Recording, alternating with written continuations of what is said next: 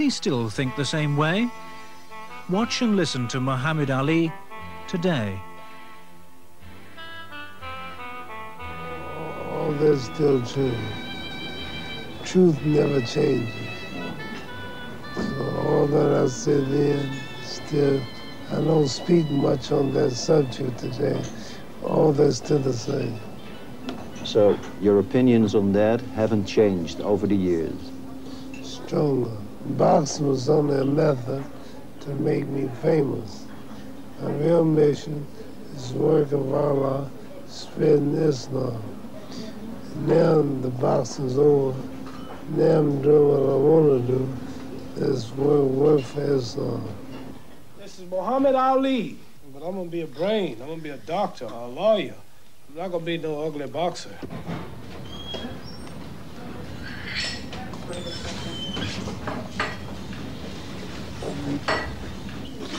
So you want your son to become a doctor?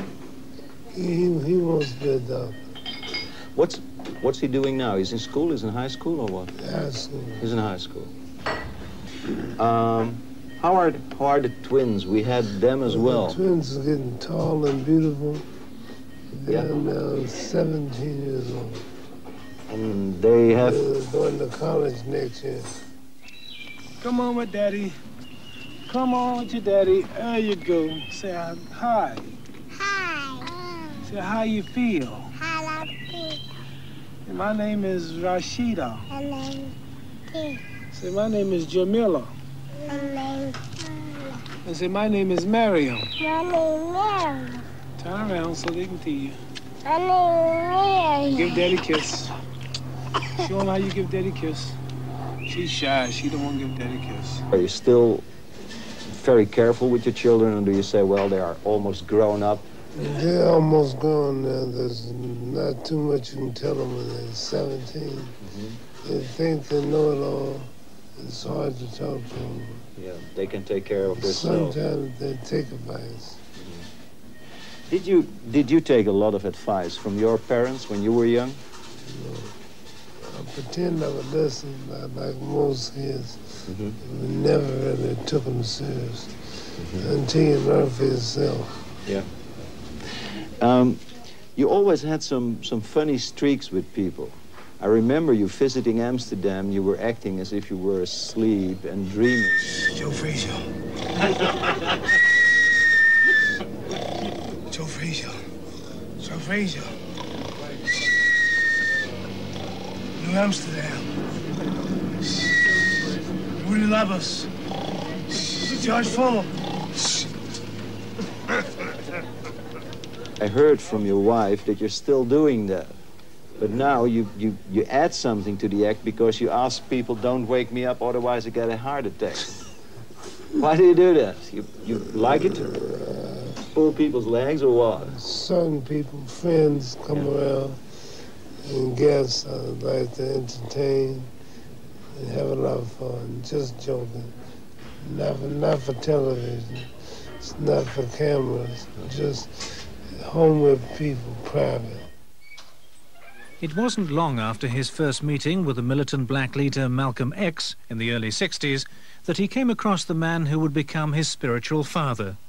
That's the Honorable Elijah Muhammad. That is the preacher of freedom, justice, and equality for 30 million so-called American Negroes. He is the main instrument in my life. It was his teachings from God, Allah, that I heard in 1960, which has completely changed my life. And this man is the savior. He's the resurrector of all black people. He's teaching us to unite. He's buying farmland, airplanes, putting up our own schools, our newspaper plant, factories. He has set up Muslim mosques and temples throughout America, cleaning up dope addicts. What is your main occupation nowadays? What are you doing? Propagating the Islamic religion. Yeah. That's all I do. Working for Allah, spreading the message of Islam in America, passing out literature. I bought a truck, and I bought 100,000 books on Islam, Qurans, all type books, And we travel all over America from state to state, just signing books and giving them away. And do you think that the word of Allah is spread in a proper fashion, in a way that it is really holding ground and taking more ground here in the United States? It could always be better, but we're doing our best. And, this is a Christian country, and people are not that easy to convince. So it takes a slow process, but we're taking our time and getting to it gradually. Right. What exactly do you have? What is your illness? I have what they call Parkinson's syndrome. Yes. It's not Parkinson, but it's a symptom that's a certain part of the brain that quit producing a certain chemical called aldopa. Yes. And that controls your speech, causes slight tremor, and keeps you tired. And those are my symptoms. But the major thing is that there's nothing wrong with you apart from a slight speech impediment and from the tremor. Nothing wrong with my mind, my thinking. You hear everything clearly? Still think, still You react to anything you hear or see? still fast. You see, you really are fast. I believe you. I don't want to try you on that. But are you taking any medicine for it?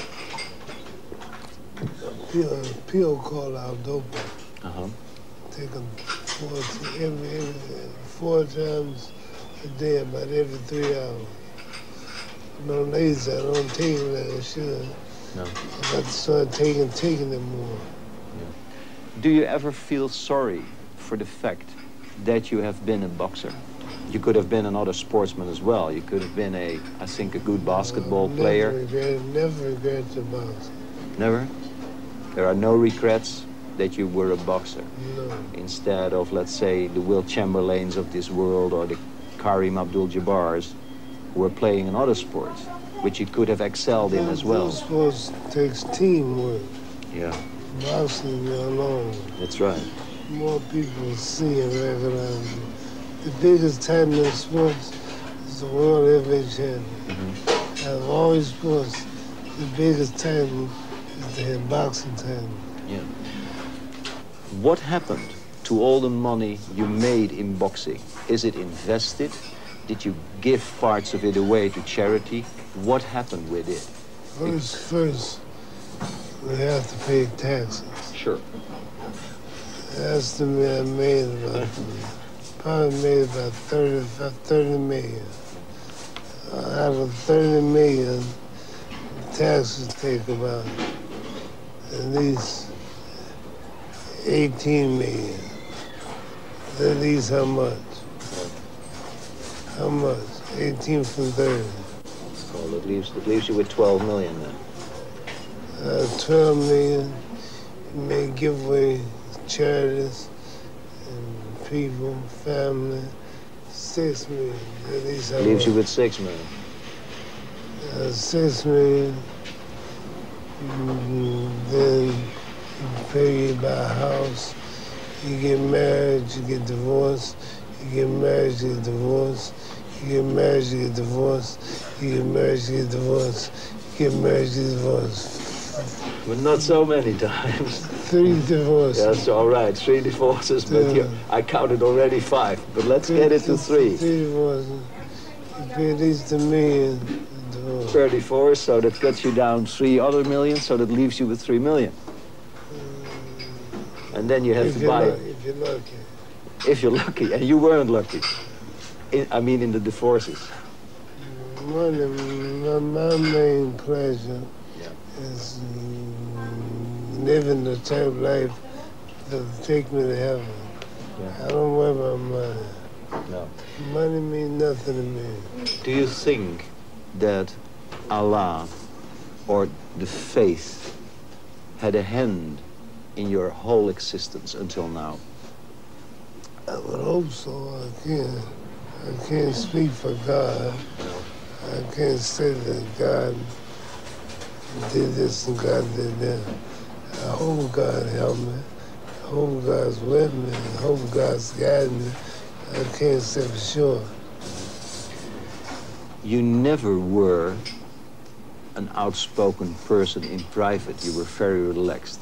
People only know you from the moments you were on camera and when we were talking about your opponents. Then you... Just show all that show. Yeah. To be in good shape, because Muhammad Ali is not finished. People think Muhammad Ali is finished. You just tell them Muhammad Ali's not finished. You tell them Muhammad Ali is still great. Muhammad Ali's coming back. Many people say the butterfly has lost his wing and the bee has lost his sting, but that's wrong. All you people Can you imagine that people who see you now think, what a poor man, see him sitting there with that speech impediment? Can you imagine that they think that? And would you please comment on that? Say something about it. Tell them that I'm happy. I'm not poor. I'm the richest man in the world.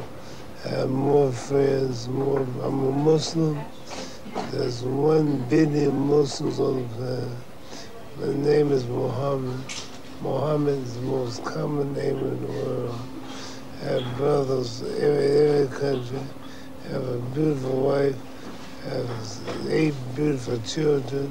I have a healthy mother, healthy father. I'm well known. I'm nice looking. Wherever I go, I'm welcome. The whole world knows me. The world knows me. Every day I'm happy. I pray 5 times a day. I live good. I eat good. And wherever I go, people give me what I want. The whole world is mine. You come all the way here just to film me. Millions of people are watching me. The whole world loves me. The whole world's waiting. I got so many engagements and endorsements. I stay so busy and never get no rest. I'm the most recognized man in the world, so don't feel bad. After half an hour, Ali's 4th wife, Lonnie, joins us, even though she hates publicity. After having heard that you spent all these millions on the forces, I'm quite happy to see your wife now sitting next to you. Lonnie, is he exaggerating or what? No, he's not exaggerating. No? He lost a lot of money on all these. I wouldn't put it that he lost it. No. Muhammad, I don't think he's lost money. Muhammad has a generous heart. He's given away a lot of money, but to worthy causes, not just to frivolous things. No. People he thought that he felt was really in need, he contributed to their welfare and to other charitable organizations. And I think he feels as long as his heart is correct and he feels he's done the correct thing, then it's justified. What is it to be his wife? Well, to me, it's a little bit different, maybe, because I've known Muhammad for so long. I've known him since I was 6. And I grew up with Muhammad as if he were a big brother. He didn't have any sisters. I'm 15 years younger than he is. He was a little bit of an idol. He was an idol, and I think Muhammad and I are best friends. We're husband and wife, and he's also like my brother. So it's an unusual combination. I used to babysit him. You really did? Yes.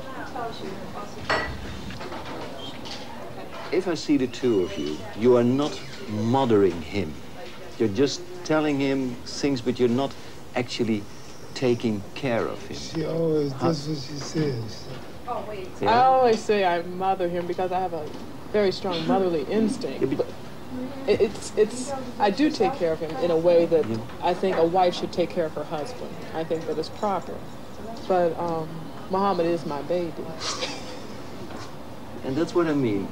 You say, Muhammad is my baby, but you don't treat him like a baby. You just whisper in his ear, or you say, Muhammad, take care, there's some juice on your mouth, wipe your lips, or something like that. She's teaching like a man.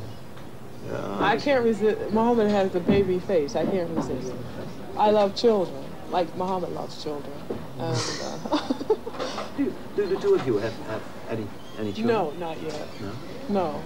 So he's enjoying all the attention. Yeah, right. Yeah. I can imagine that.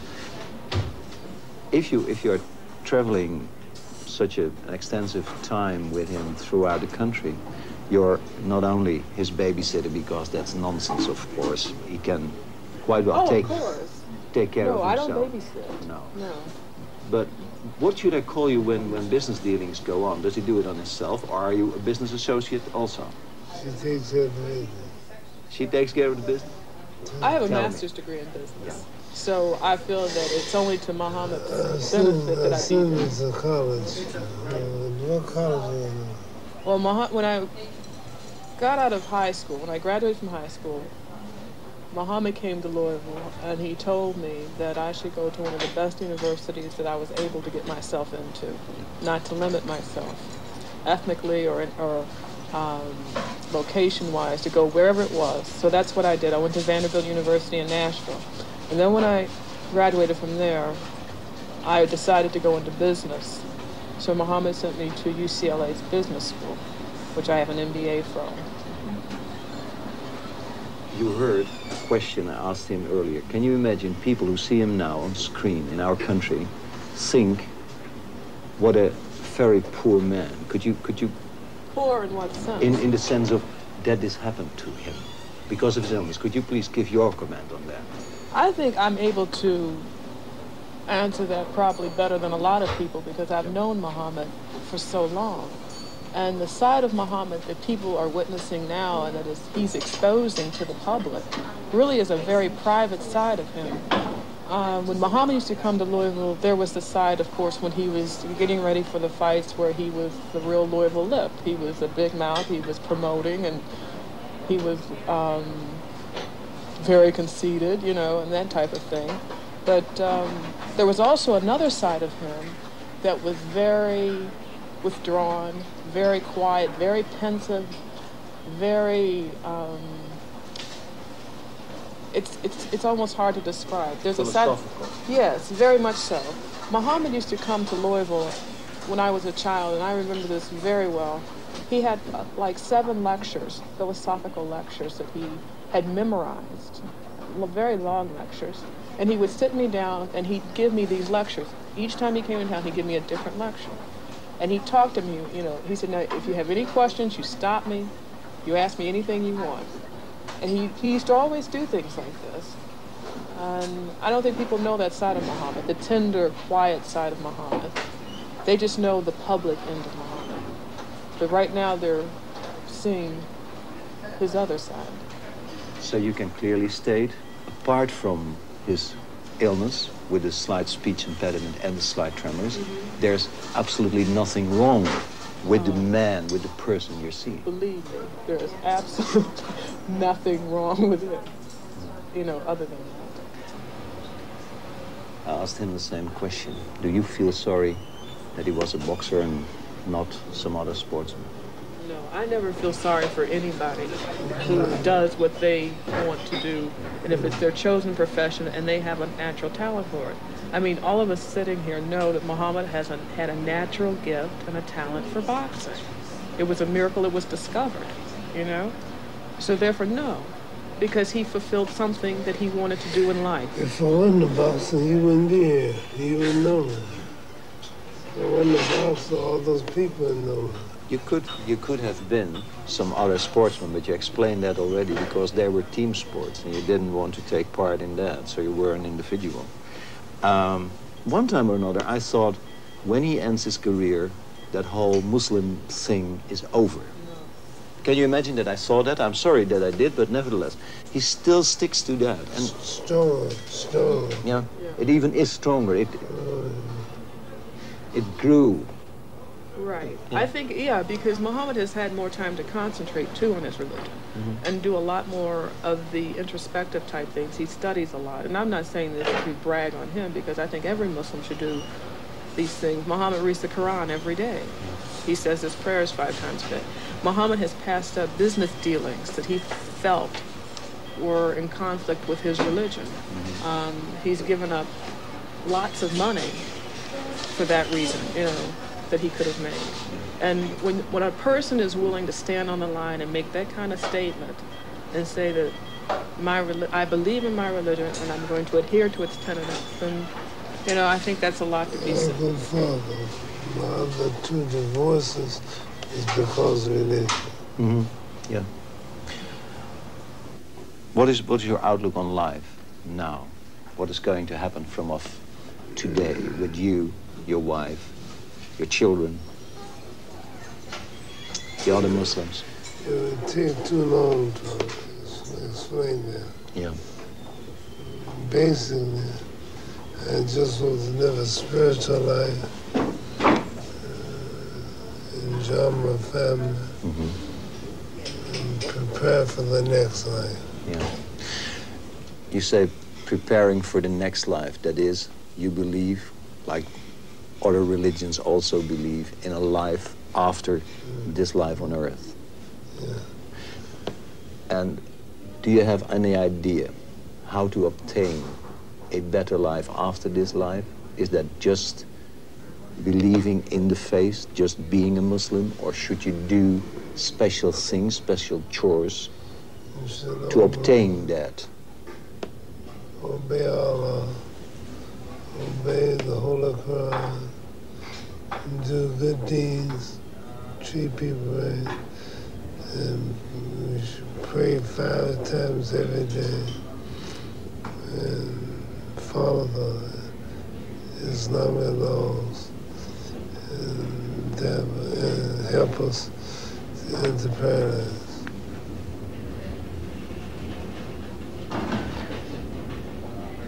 I thank you both very much for this. Thank you. Intimate interview. I want to say, I love your show. I admire your style. But your pay so cheap, don't come back for a while. You use that phrase, you know. You're always kidding me with that phrase. Thank you very much, Tim. Thank you. Mohamed Ali is sick. Officially only since 1984, when he first allowed himself to be examined at a New York hospital. However, he's told friends that there were moments as early as 1979, the year after he regained his world title for the 3rd time from this man, Leon Spinks, that he tired easily and felt his coordination was not quite in order. It affected him both in the ring and out of it. Only a shadow remains of what was once the Ali phenomenon. He entertains his guests with jokes and magic tricks, such as here, where he proves he can float.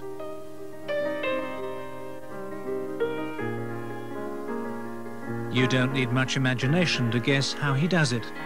For friend and foe alike, he's a man who's still the best heavyweight boxer of all time. Because whatever is written or said about Ali, he added a dimension to boxing which made him immortal as a sportsman. As a person, his conduct deserves admiration despite his illness. He's now 46, and it's sad to see him end up in this condition. But as he said himself, this must be the way it was meant to be. You can shed tears, but even he would think that was being hypocritical. Life is a question of give and take. As a boxer, he's given a lot. But in the end, maybe he took too much. He'll never get better. His illness can be slowed down with medication, but in 15 years' time, we probably won't be able to hold another conversation with him. However sad it may be, that's the way it is. Yet for many, he still remains the greatest.